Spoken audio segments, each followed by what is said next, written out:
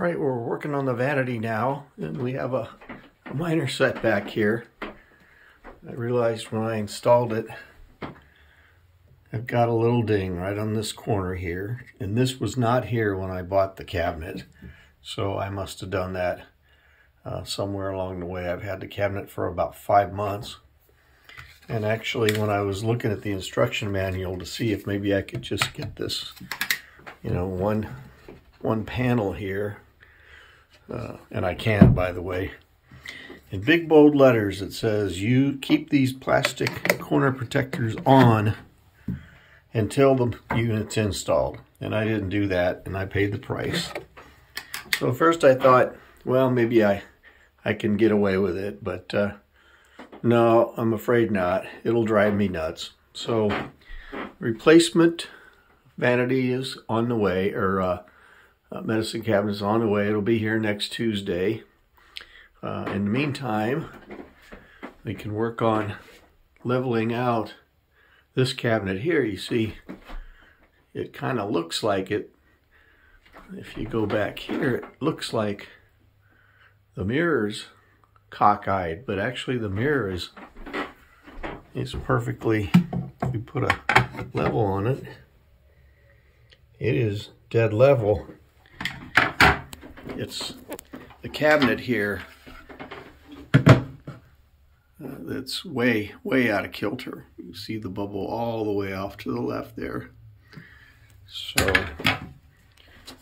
we'll go ahead and get this fixed, and then next week we'll get the new replacement mirror in place. You see here how this works is there's 3 doors, and they kind of open up like so. But the doors overhang the bottom of the frame. And I made this, you can see my support bracket underneath here. I made it's a jig to hold things in place while I secure them. But I thought to myself, I got to have a way to be able to get this out when I'm done with it. You can't just slide it out. So I used little angle clips when I constructed it. So when I'm all done with it, I'll just pull these screws out and the legs will fall away, and the jig will come out. So here's kind of the big picture. If only I wouldn't have dinged that lower right corner. Oh well. As an addendum, by way of explanation, the reason this cabinet is so askew, I did that on purpose. Back when it was the only cabinet on the wall, initially I installed it dead level and it looked terrible. It looked really out of kilter. And that's because I was using this wall, you know, the eye was using this wall as a cue point. But the problem is this wall here, in fact the whole house, tilts this way quite a bit. In fact, from floor to ceiling, there's 3.5 inches of tilt, top to bottom.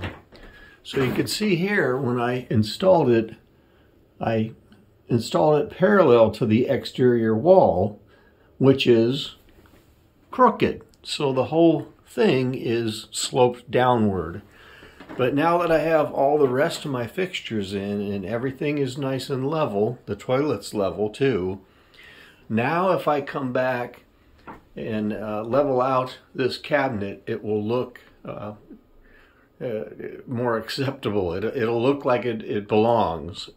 Of course, this gap over here, what will happen, it'll be wide at the bottom and very narrow at the top because of, again, the way the house leans and the fact that this whole wall is very canted.